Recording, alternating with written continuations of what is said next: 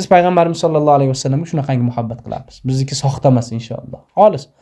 Sahoba ikromlardan payg'ambarimiz sollallohu alayhi vasallam bay'at olardilar. Bay'at deb va'da berishlik. Ya Rasululloh sollallohu alayhi vasallam, qonim, jonim, molim hammasi sizniki. Siz qachon desangiz qo'limizda qurol, qo'limizda qilich, qachon desangiz qo'limizda supurgi masjiddan tozalaveramiz. Bay'at deb turib, qisman ma'nosi u kishiga so'zsiz itoat qilishligiga va'da berishlik degan. Sahoba ikromlar ichida hamma va'da beribdi, nufuzli, boy, oldin dinga kirgan sahoba ikromlar ham turuvdi. Payg'ambarimiz sollallohu alayhi vasallam haligilardan bay'at olyatuvdi, hammasidan va'dani olyatuvdi. Kim men bilan biron joyga bor desam boradi. Hamma narsani taklifda aytib turib, orqasidan va'da berdilaringmi desa, hamma va'da berdik deyish kerak-da. So'zma-so'z aytish kerak, va'da berdik deb bay'atda. Sahoba ikromlardan shunday qilib olyatuvdilar. Har bir gapiga bir sahoba ikrom orqadan turib, "Ya Rasululloh, men va'da berdim." Ustiga juldirvaqa kiyim kiyib olgan, hamma orqaga qaraydi. Payg'ambar vasallam tabassum qilib o'tir dedilar. Yana biron narsa desalar, men va'da berdim. Aytib chiqib ketib qoldi haligi sahoba ikrom orqada. Payg'ambarimiz alayhisalom, "Noni tanidilaringmi?" "Yo'q, ya Rasululloh, tanimadik. U meni habibim, meni do'stim Julaybib bo'ladi" degan. Payg'ambarimiz alayhisalom qarab turib, Julaybib radhiyallohu anhu eski kiyimlarni kiygan, kambag'al sahoba ikrom, ustida shalvari bilan ko'ynagi bor xolos. Bor mol mulki ikkita. Kiyimi bilan oti Julaybib, boshqa hech narsasi yo'q. Sahoba ikromlardan oshgan burda non bo'lsa yeydi, ichadigan suvi ko'zadan emas, ariqdan oqadigan suv. Shu Hazrati Julaybib radhiyallohu anhu och qolib ketmasin, ariqdan suv tinmasin deb turadigan darajada u kishi. Shunaqa kambag'al. Sahoba ikromlarda sha'niga unaqa gap gapirib bo'lmaydi-yu, lekin kitoblarda keltirilganda, tarixda varaqlab qarasangiz, Hazrati Julaybib radhiyallohu anhu qororoqdan kelgan xunuk sahoba ikrom bo'lgan ekan. Mana ko'rsangiz, qop-qora odam, bo'ylari kichkina, ariqdan kelgan xunukroq odam bo'lgan ekan. Payg'ambarimiz sollallohu alayhi vasallam, "Ey Julaybib, bunaqa qilib bo'ydagi yura olmasdan uylanmaysizmi?" Nima qarab, Payg'ambarimiz alayhisalomdan ko'p hazillashgan sahoba ikrom. "Ya Rasululloh sollallohu alayhi vasallam, o'zimni qonimni zo'rg'a boqyapman, xotin ol deyapsiz, uni qonini qanaqa boqaman? Uyimda yashagan joy yo'q. Masjidda yotaman ahli suppalar bilan." Yana bir kun o'tib qoldilar namozdan keyin, "Ey Julaybib, uylanmaysizmi?" "Ya Rasululloh sollallohu alayhi vasallam, yo'q, uylanishga hozir bir hojati yo'q." "Ya Julaybib, uylanmaysizmi?" dedi. Payg'ambarimiz alayhisalom yana kelib, "Jon Rasululloh, uylangim kelgani bilan kim menga qizini berardi? Menga hech kim qizini bermaydi-da." Payg'ambarimiz sollallohu alayhi vasallam, "Palon uyga borasiz, bir ansor bor. O ansorni yoniga borib, men payg'ambarimiz alayhisalomning yonidan keldim, qizingizga sovchi bo'lib keldim deysiz. Boring o'sha yerga." U ansor degan odamni qiziga odamlar navbat kutib turgan, shunaqa sovchisi ko'p qiz u qiz. Payg'ambarimiz alayhisalom yonlaridan chiqib, u kishi aytsa bekorga aytmaydi-da. Ansorning eshigini taqillatdi, ichkaridan boyagi kishi chiqdi. Hazrat Julaybib radhiyallohu anhu ga qarab, "Ey Julaybib, tinchlikmi, nimaga kelding?" dedi. Payg'ambarimiz sollallohu alayhi vasallam sovchi qilib jo'natdi meni. Odatda payg'ambarimiz alayhisalom o'zlariga so'rarkanlar bunaqa holatda. Xudo taolo tarafidan vahiy tushib, "Mana ayolga uylanasiz" desa, o'zlariga so'rarkanlar. Payg'ambarimiz alayhisalom jo'natdimi? Zo'r ekan u. Dedilar, "Kimga Julaybib?" dedi. "Yo'q, payg'ambarimiz alayhisalom o'ziga emas. Qaysi yaqin sahoba ikromlarga?" dedi. "Menga" dedilar. "Sengami? Senga yo'q qizim demadilar-u, ayol bilan bir maslahatlashay, qizimning onasi bilan" deb ichkariga kirib ketdi boya. Hazrati Julaybib radhiyallohu anhu eshikni tagida kutib turib, bildilar. Muomaladan bildilarki, yo'q, qizini bermay. Sekin orqaga qarab ketyapti, boyagi ayolga qarab turib, "Uyimizga hozir kim keldi bilasanmi?" "Kim keldi?" "Payg'ambarimiz alayhissalom Julaybibni elchi qilib jo'natibdi." "Nimaga?" "Biznikiga sovchi bo'lib ketdi, qizimizga." Haligi xotin sakrab tushdiki, payg'ambarimiz alayhissalomga qayna bo'lmoqchi. "Ya Rasululloh sollallohu alayhi vasallamga ham yo'q, payg'ambarimiz alayhissalomga emas. Payg'ambarimiz alayhissalom sahoba ikromlarga ham yo'q, unga emas. Kimga jo'natibdi bo'lmasa?" "Julaybibni o'ziga jo'natibdi." "Julaybibgami? Shuncha sahoba ikromlardan uyimizda sovchi navbat kutsa, Julaybibga beramizmi kelib hech nima vaqosi yo'q. Xunuk sahobaga bunday qilib qiz beramizmi odamga?" dedi. "Shuni maslahat qilay deb kelaverdi. Ayting, qizimiz yo'q, unaqa qizimiz." dedilar. Boyagi otasi shunday chiqib ketyapti, pardani orqasidan suhbatni eshitib turgan ekan qizi. Shunday chiqib, "Ey ota, ey ona, sizlar uyimizga kim kelganiga qaramanglar. u kelgan odamni kim jo'natganiga qaramaysizlarmi degan ekanlar. Payg'ambarimiz sollallohu alayhi vasallam Madina Munavvarada shuncha ko'cha bor, shuncha uy bor, shuncha ansorda uyi bor. Shularga jo'natmasdan biznikiga jo'natibdi, o'shunisiga qaramaysizlar. Alloh taoloni rasulini, sizlar elchisini yuzini teskari qilib qaratib borib qiyomat kunida qanday javob berasizlar? Agar turmushga chiqadigan men bo'lib, meni fikrim sizlarga qiziq bo'ladigan bo'lsa, Rasululloh sollallohu alayhi vasallam menga sovchi bo'lgan bo'lsa, aytinglar Julaybibga men tegaman degan.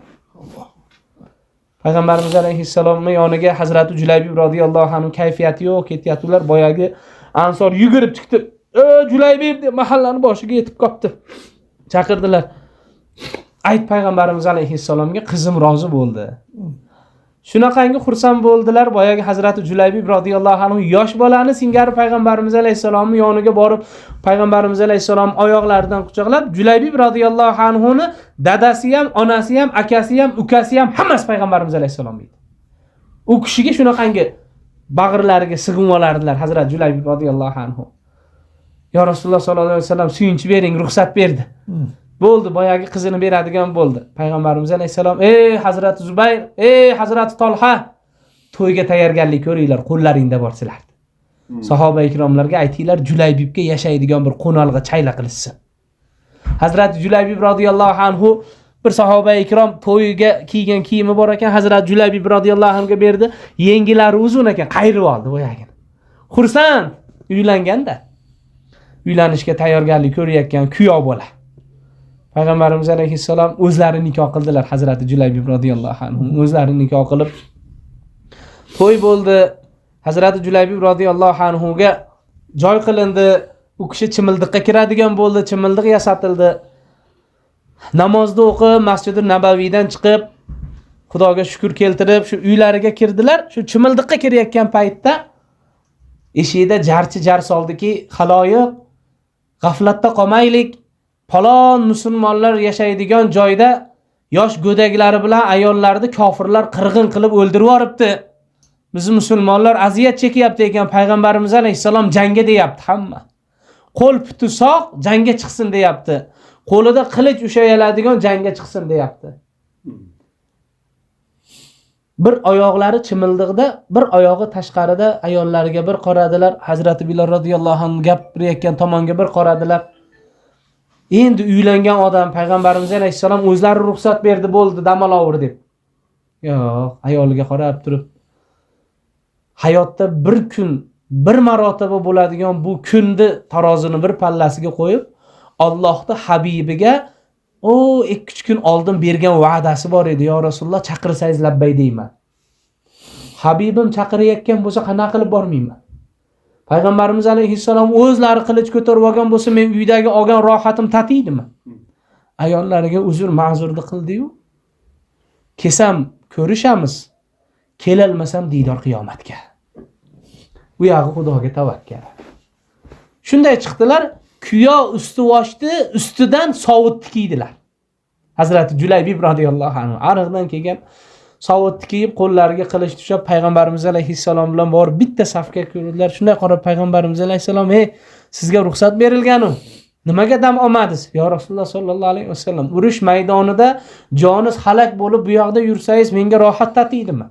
"Yo'q. Sizga va'da berganman. Otam, onam sizsiz ya Rasululloh. Hamma yo'g'im sizsiz.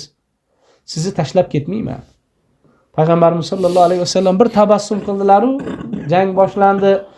Urushda musulmonlarning qo'li baland keldi, musulmonlar yutdi. Boyagi odamlarning o'chi olindi.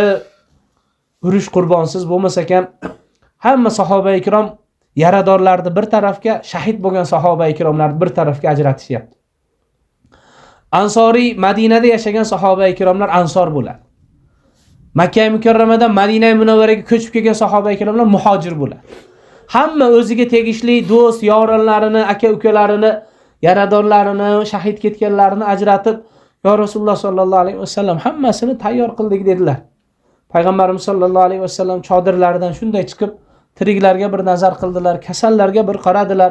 Shahidlarni har birini yuzini ochib bir marotabadan ko'rib, oxirgi safariga kuzatayotganday xayrlashdilar-u, hammani ko'rib chiqqandan keyin Payg'ambarimiz alayhisalom ikki tarafga qarab qoldilar. Yana urush maydoniga o'zlarini otdilar. Jang tugagan, hamma yo'q, bitgan, kofirlarning jasadi yotibdi xolos.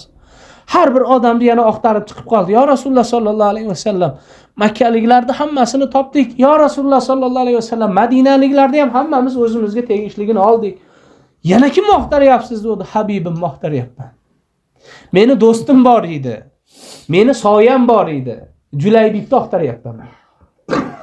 Sahoba ikromlar payg'ambarimiz alayhissalomni haligi behalovatlik holatini ko'rib qoldi. Hamma Hazrati Julaybib shunaqa bo'lar ekanda. Muhabbatning samarasi bir kun hech kimga kerak emas edi. Ariqdan yotib olib suv icharding. Bu bir burda non yesang shunga to'yib, to'ymasang ham to'ydim der eding. Hech kimga keraging yo'q edi. Odamlarning ko'rinishida xuni qora bo'ying pastdan kelgan oriq munnalaring katta, lablaring katta bir odam eding. Kun kelar ekan, azizlik bir kelar ekan insongaki, ikki olam sarvari o'sha jangdagi yutuq ham tatimasdan Habibimni topmasam halovatim yo'q. Sahoba ikromlar ham hammasi oqtarib qoldi boyagi joyda. Bir sahoba ikrom uzoqdan qichqirdi, ya Rasululloh, Julaybib bu yoqda ekan, Julaybib. Bordilar. U kishi sahoba ikrom ham tanigani to'yga kiygan shalvaridan tanib qoldilar orqasidan. Boruvdilar, 8 ta kofirni yer tishlatibdi-yu, o'zi ham o'sha yerda shahid ketibdi. Tanasida nechta jarohat. Haligi ustida kiygan oppoq to'yga kiygan kiyimi qip-qizil qon bo'lib yotibdi. Payg'ambarimiz sollallohu alayhi vasallam shunday bordilar-u, Julaybib radhiyallohu anhuni tizzalariga qo'yib, peshonalaridan o'pib yig'ladilar. Payg'ambarimiz alayhisalom ko'zlaridan tushgan yosh Hazrati Julaybibni qoniga aralashib ketdi. Ya Rasululloh sallallohu alayhi vasallam, ansorlarning shahidlarini bu yoqqa ajratdik. Muhojirlarnikini, Makkaliklarnikini bu yoqqa ajratdik. Julaybibnikini kimga qo'shaylik? Makkaliklardan deylikmi, Julaybibni Madinaliklardan deylikmi? dedi Payg'ambarimiz alayhisalom. Boshqa sahoba ikromlarga aytmagan bitta gap bo'ldiki, Julaybib minni va ana min Julaybib. Julaybibni menga qo'shinglar. Qabr toshiga Muhammad alayhissalomga tegishli odam deb yozasizlar, muhojir ansor deb yozmaysizlar. Julaybib mendan, men Julaybibdan. Julaybib mendan, men Julaybibdanman. Julaybib mendan, men Julaybibdanman. 3 marotaba aytdilar. Sahoba ikromlar ana shu kungi jangda zafar quchgan emas, Hazrati Julaybib radhiyallohu anhu ning o'rnida bo'lishlikni orzu qilib qoldilar. U kishini tarix kitoblarida ismilar bor. Bu qayoqdan kelgan, ota-enasi kim, nasl nasabi yo'q-u, qiyomat kunigacha ismi zikr qilinadi. Hazrati Julaybib radhiyallohu anhu Payg'ambarimiz alayhissalom Julaybib mendan degan gap bilan mashhur gapi bor. Julaybib mendan, men Julaybibdan bo'laman. Payg'ambarimiz alayhissalom o'zlari yuvib, kafanlab, o'zlari chiroyli qilib janozani o'qidilar, o'zlari qabrga qo'ydilar. 8 ta odamni yer tishlatibdi. Kim kimni ustidan g'alaba qozonsa, o'shini moli mulki o'shiniki bo'ladi. O'ldirgan odamga g'animat bo'lib beriladi. Haligi u yerda to'yini tashab turib, Hazrati Julaybib jangga chiqib ketib, Hazrati Julaybib ela yutmadi. Oxiratini sotib oldi. Faqat Hazrati Julaybib emas. Uyimizga kim kelganiga emas, u kelgan odamni kim yuborganiga qaranglar. Men Rasulullohning rahini qaytara olmayman. Mana men tegaman Julaybibga degan xotinam yutdi u kuni. Ash kishi qiyomatini sotib oldi. Oxiratdagi jannatini o'sha xotin sotib oldi. Julaybib Rasululloh jo'natgan bo'lsa, payg'ambarimiz alayhisalomga men ko'z qoshimni qaytara olmayman. Men roziman. Hazrati Julaybib radhiyallohu anhu ga tegadigan g'animat, mol-mulk boyagi xotinga olib kelib berildi. Ayol. Qarshi chiqqan, kelgan rozi bo'lgan ota-onalari ham boyib ketdi. Tarixda Hazrati Julaybib radhiyallohu anhu ning ixlosi bor. Oti bor, ixlosi bor. Payg'ambarimiz alayhisalomga bo'lgan muhabbati bor. Ash kishi yutib ketdi. Biz ham ixlosimiz bilan, Xudoy taologa bo'lgan ishtiyoqimiz bilan, payg'ambarimiz alayhisalomga bo'lgan muhabbatimiz bilan yutib ketmasak, amallarimiz qutqaradiganga o'xshamayapti. Alloh. Gunohlarimiz ko'proq bo'lib ketyapti. Shunga bizni qiladigan ibodatimizdan ko'ra Xudoning rahmatidan umid qilishligimiz yaxshiroq bo'ladi. Alloh taolo hammamizni ro'y rostda hidoyatda adashtirmagan bo'lsin.